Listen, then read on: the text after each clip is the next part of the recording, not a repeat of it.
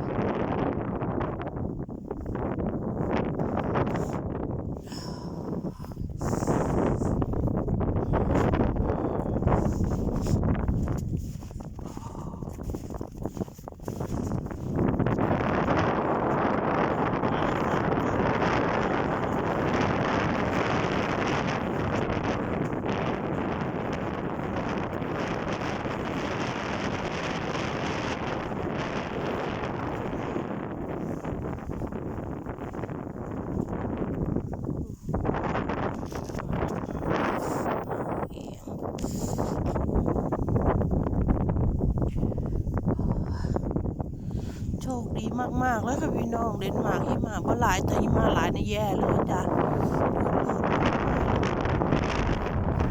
ลบเองนะ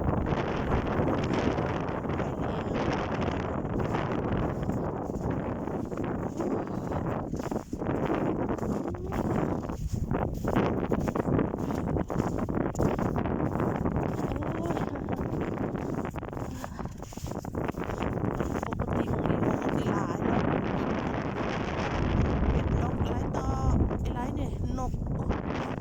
พี่น้องแข็งเลยจ้ะ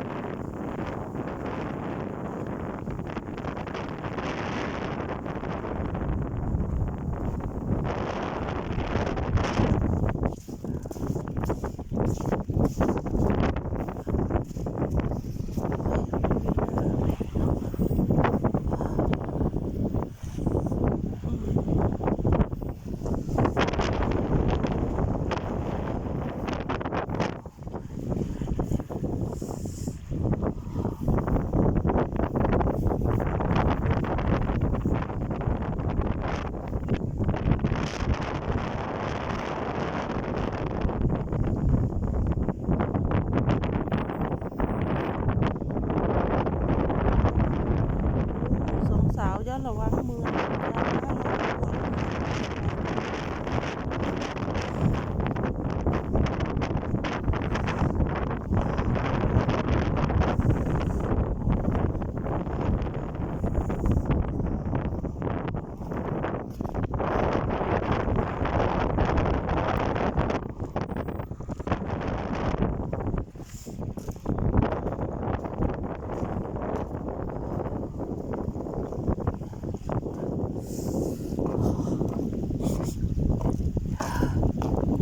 ในรถก็นอนโอ้ยส่วนบ่ได้เดี๋ยวบ่ได้ผ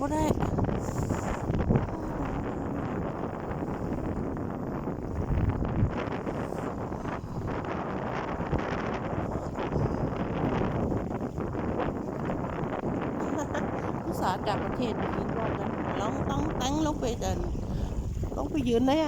น้ำแข็งเลยไหมพี่น้องพากันทายลูกพยานคนล้นพวกลงไปในน้ำนะยานก็ได้แข็งเหมือนนะโอ้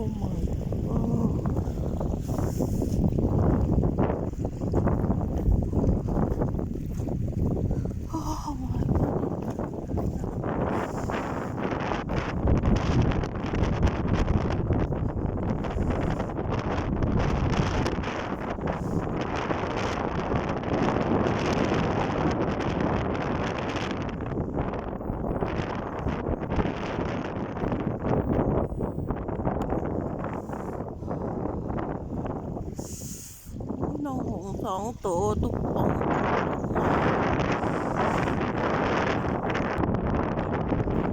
หงดีไม่ยุ่นนี่เองพี่น้องทั้งเป็ดทั้งหงทั้งห่างจากหมองป้ามาแล้วนะแค่500 เมตรเองค่ะพี่น้องอันนี้มันเป็นอะไร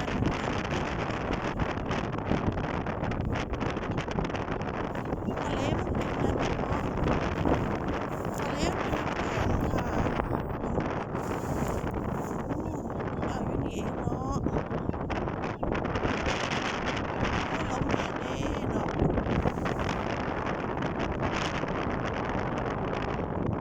ทะเลเป็นน้ำแข็งแล้วเขาอยู่ก็ได้อะพี่น้องเขาเลยต้องขึ้นมาอยู่ทั้งเงินทงน้าจังสิจะเห็นปะโอ้เนาะตะลุโตนเนี่ยอ่ะ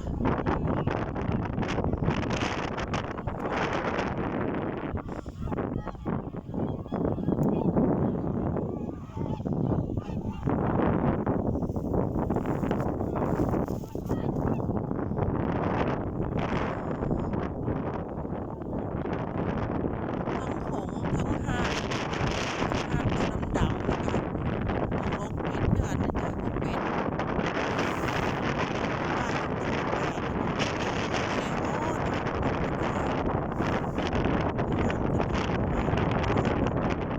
้ต้องมาชมนมกันนะพี่น้อง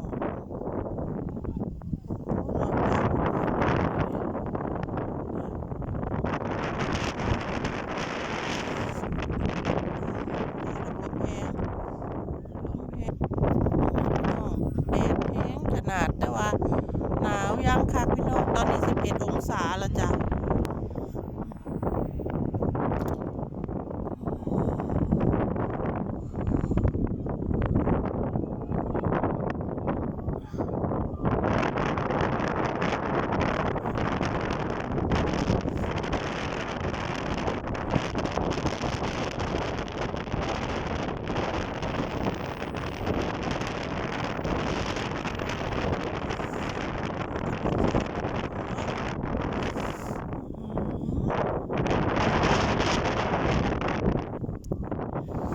ร้ายขนาดพี่น้อง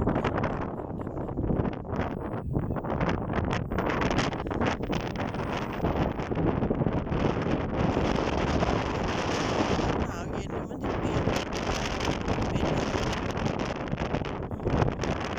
ดีมันใหญ่นะ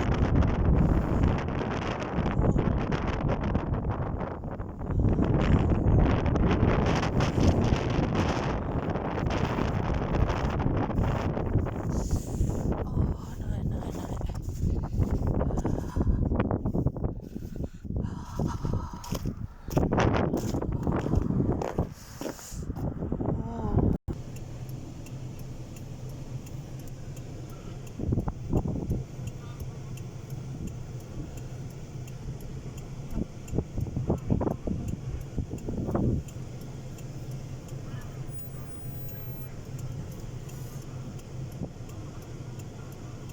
บินแตกจากเลยพี่น้องเอ้ยอยู่ทั้งฟ้าหลายขนาดเนาะโอ้ยป้าแอบอยู่ในรถได้เนี่ยป้าออกไปว่าได้เลยป้าหนาวหลายปวดคักปวดแน่เลยปวดมือปวดหัวเลยได้ค่ะเพราะหนาวเนี่ยป้าแต่ว่าตัวหงพวกคานหลายขนาดเลยแถวในพี่น้องเอ้ยหลายคักหลายแน่บินอยู่ทั้งหมดเลยพี่น้องเห็นปะก็ล่ะบินทั้งหัวเขานี่แตกเบิ่มแล้วเป็นลอยๆตัวจ้ะโอ้โหสุดยอดพี่น้องกล้องมันถือความหนาวเย็นนี่มันสิเป็นอันนี้เนาะมันพอโฟกัสได้เนาะพี่น้องเนาะโอ้โหได้